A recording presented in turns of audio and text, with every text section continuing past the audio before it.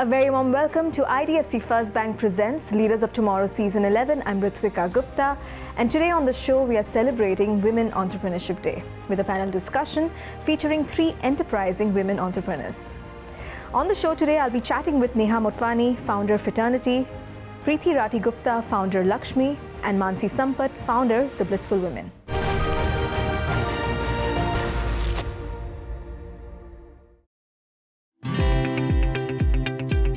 Women Entrepreneurship Day, a day that serves as a vibrant tribute to the incredible women leaders who are rewriting the narrative of success, breaking glass ceilings, shattering stereotypes, and propelling India's growth story to new heights. Be it in boardrooms or startups, laboratories or classrooms, women entrepreneurs are leaving an indelible mark. They are the architects of change, the dreamers and the doers who refuse to be confined by societal norms. It's about recognizing that a woman's place is wherever she wants it to be, leading, innovating, and driving progress. Joining us today on our special episode are 3 women entrepreneurs who shared their journeys, insights, and advice for aspiring entrepreneurs. Listen in. Neha, Priti, Mansi, thank you so much for being on Leaders of Tomorrow on this very special Women Entrepreneurship Day special episode of ours. And I would like to kick this discussion off by asking each one of you what inspired you to get into entrepreneurship? What inspired you to set up your individual businesses? So Neha, let's start with you. Thanks, Ritvika. I think I'm an accidental entrepreneur. I never really planned on becoming an entrepreneur, but I think faced a problem as a user, and it sort of consumed me in terms of trying to solve for it. And the problem was trying to find a yoga class which I could book online. This is back in 2013. And I decided to sort of create a marketplace, which was a fitness marketplace, and we sort of scaled it to 5 million users. But I think what really made me get started was the fact that I faced a problem and I felt that a lot of users like me did. And I wanted to create a platform which was online, affordable, accessible for Indian consumer to access fitness. Fantastic. Priti? So I think I'll echo what Neha said. Accidental, maybe more need, because I think I was trained in the business of stockbroking, etc. But once I got married, it just came to a still. But the minute family decided to start that, I put my hand up, grabbed the opportunity. I think only to realize that I'm a born entrepreneur. I think that's something that comes very naturally, because my strengths in terms of, I realized, of course, once as you start building businesses, is more strategy, ideation, sort of more entrepreneurial risk-taking ability. So I think I realized very early on, as soon as I sort of started this journey, that I think that's what really drives me. And of course, being in financial services for many, many years, I think 3 years back just said, okay, now I want to go solo, just set up this platform for women called LXME, because that was the huge gap and also the huge opportunity. So I think that's where the entrepreneurship comes in, where you see an opportunity and you're able to put your hat into the ring and say, hey, I'm going to build this because I am the right person to make this happen. Wonderful. Mansi? Hi, I'm a social entrepreneur, and menstruation is a word very taboo in India still, and even in the local and the rural areas or urban areas, you can say. So I thought I should break this taboo and get into something that is not touched properly. And secondly, I'm a very eco-friendly person. I don't take water bottles or bags or plastic bags or anything. And slowly in my journey, I realized that whatever pads that we throw will not decompose for 700 years on Earth.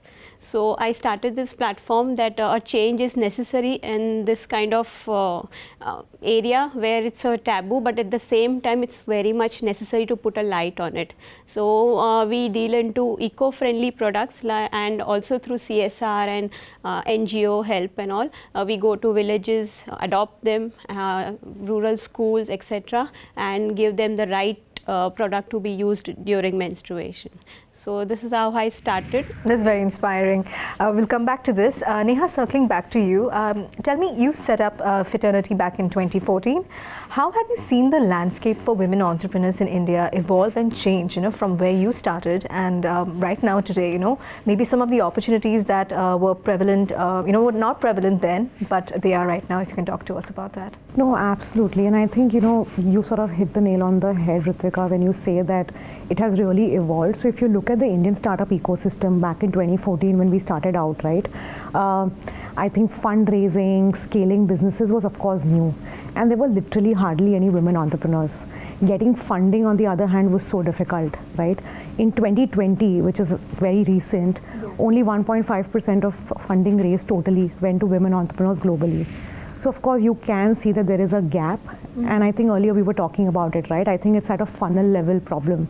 Lesser women are doing post-graduation, lesser number of women are doing engineering, lesser number are starting businesses, right? What Mansi mentioned and what sort of, even Priti is doing with Lakshmi.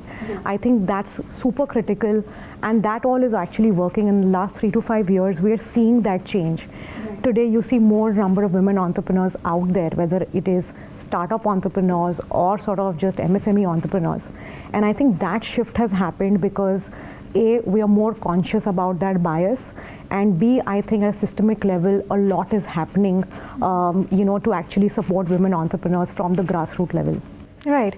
Just picking up from what you said, Priti, I want to actually ask you, especially the industry that you are in, what are some of the reasons that you have observed, that, make women shy away from managing, finances, in terms of their financial goals? Because when we look, domestically, they are the heads of their finance, at their homes. But when it comes to the larger picture, what do you think are some of the reasons that, they sort of shy away from managing their money goals? But I think it begins from literally your schooling. Our schools, our colleges do not have, they do not teach you. They teach you a lot of life skills, but this life skill of managing money is not taught. And I think schools are a gender neutral playground where if this skill was taught to everybody equally, I think from that grassroots level itself, that whole bias of saying men should manage money and women should manage homes will sort of get ironed out or removed. But we also see very large social conditioning where, so for example, I always go back to my childhood. My grandmother was one of the most amazing money managers I've seen. There were no stock markets. She did not have access to stock markets, but she was saving money and she was growing that money, whether it was through lending to relatives or friends to meet family goals. And she was a very astute finance manager, right? But somewhere along the line, I saw through generations, it got lost in translation. My mother somehow did not take it up as aggressively because, my father is the finance whiz. So invariably, it was like he will manage the money. Fantastic. Mansi, you are a woman entrepreneur and a leader, in the MSME space as well. Could you talk to us about some of the challenges that you perhaps faced, in your earlier days, when setting up this company? Yeah, sure. As I said, that menstruation is always a taboo in our country, and at higher levels also still women leaders are not found. So they don't know what exactly happens with a woman in the washroom. So explaining them what's the scene over there was my biggest challenge, and also convincing them that some things, like I also give sanitary napkin vending machines to big companies like yours and burning machines. So explaining them that a small machine is equally necessary the way cameras, TV, mobiles are necessary, because anytime if the lady is in the washroom, is in an accidental period, what will she do? How will she manage? Still that normalizing the conversation, basically. All this is going on, yeah. So normalizing the conversation, and secondly convincing them that this is necessary was the biggest challenge for me. Now slowly people are understanding, because after seeing that one is putting this other and then the third, fourth, so slowly this is the way I started, and right now almost 300 to 400 machines all over India we've put. Fantastic. To explain them the concept. And secondly, of course, taking them and making them understand that how a rural woman face was also difficult. So through CSR now we have started a platform in which they can use their CSR funds and give it to the rural India, where still menstruation is a big red mark over there, a red dot over there. They still use hay, cakes, rags, newspapers, anything which can be rolled up to stop a menstruating woman is used over there. So we want to change this picture and tell them that shift to a better, good alternative. So that was also difficult to explain, because everything happening in a woman's body inside the washroom has to be come out to the big picture was difficult. It's time for a quick break here. We'll be back shortly. Stay tuned.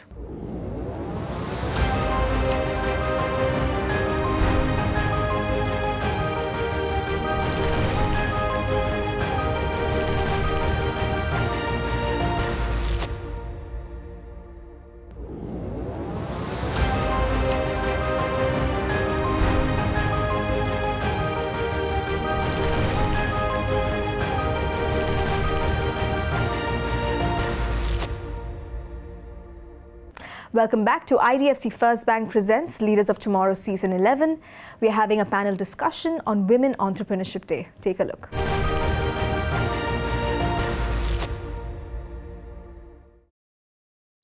So, Neha, coming to you, let's talk about funding, for women startups, women-led startups and women entrepreneurs in general. What's the scene like in the sense that, because Fitternity has seen some, impressive growth over the years, so what is your take on this, and especially when it comes to what advice would you have in terms of really securing funding for their companies? Yeah. I think all the stories that we heard today, right, purely come from vision that nobody's ever seen, conviction that you can't even imagine when somebody is telling you that you're absolutely wrong and this is not going to work. Imagine doing that and then scaling up the business and then raising money. So I feel like those are sort of massive number of different paradigms that you need to balance. And I think now, of course, the whole startup ecosystem has evolved. There are so many women on the other side where they are managing, VC funds. And these are women operators who are now on the other side and understand. So I feel like A, the ecosystem has evolved. And B, I think more and more women are scaling companies, raising money, exiting. Like my company got acquired by CureFit. There are so many other companies recently, some companies that went public, which are sort of, founded by women entrepreneurs. So I feel a scenario is changing, and I see in the next sort of 5 to 10 years, Indian startup ecosystem is actually going to be driven by women to a large extent. Nice. Just bringing you in here, Priti, what do you think are some of the changes required in the financial industry, in the finance industry, to support and encourage more women, to pursue investment and, of course, encourage their professional growth? So I think Neha, like she said, I think the ecosystem is definitely evolving. I think first of all, women being in leadership positions or in a position where they can then encourage, whether it is managing your money as well as, starting businesses, right? Yeah.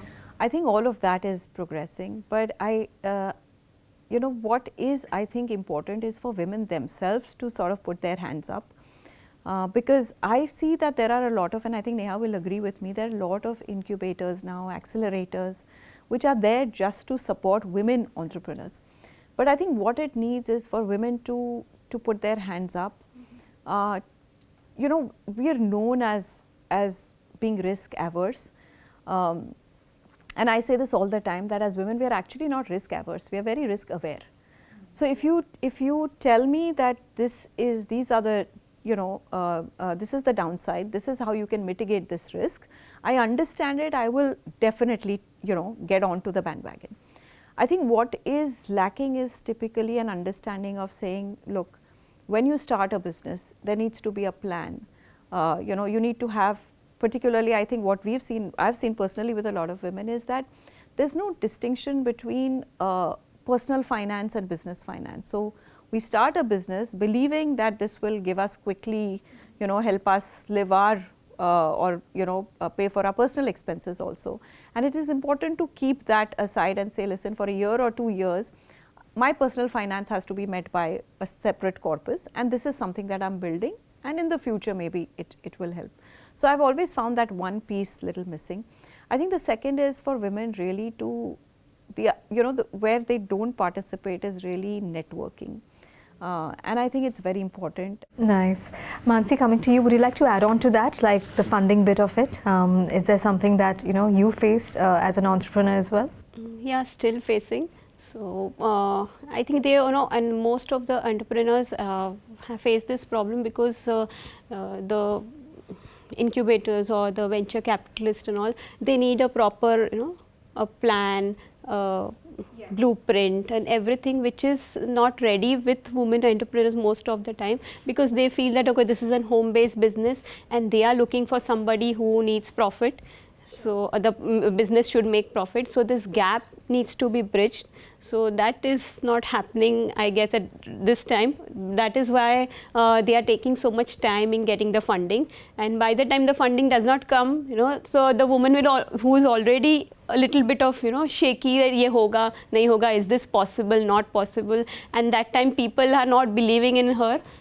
So she gets people like, I feel that out of 10, 3, 4, 5 women will come down that it may not work, and somebody who's a fighter will keep going and going. So this needs to be understood, that how she will, both the sides should be educated, I guess, that she is also coming from a new background, and right now profit making may not be possible, as she said, at 2-3 years. Like, the woman should understand, the same time the venture capitalist should also understand. So that way, both the gaps should be matched. Then only the fundraising will happen. Then only the women entrepreneurship will happen at a better stage. Sure. Neha, coming back to you, tell me, what have been your biggest learnings as a woman leader, and of course as a leading player in the fitness space? What can you tell us? Yeah, I think some of our biggest learnings have been, have a very, very razor sharp focus on your customer. Understand what your customer is doing, eating, drinking, sleeping, like what are the characteristics that define that customer. Have a very, very focused strategy on doing focus group discussions to understanding what they're doing. For example, while we were building Fitternity, we basically realized that there is a gap, that women are not able to access fitness, and they wanted dance studios, and they were sort of feeling a little insecure to go into a gym and start lifting weights. Yeah. So we basically spoke to a lot of women and understood that how can that behavior be changed, and what can they get and something that they can do at home which sort of improves their confidence level. And I think a lot of the insights, and I think whatever we built at Fitternity came from really knowing your consumer, and I think that sort of is the most critical. Like, as a founder, can you answer your call center calls? Can you really understand the sort of real pulse of the consumer and never really leave that? By way of closing comments, I would like to ask each one of you, what advice would you have, to the young women entrepreneurs who are watching this show today, who want to venture into their own entrepreneurial journey? Neha? I think, I think my first, bit of sort of advice here would be that don't believe in the concept of women entrepreneur. It's an entrepreneur. Gender has nothing to do with the business that you're building, and it's all about the product and how you're focused to scaling it.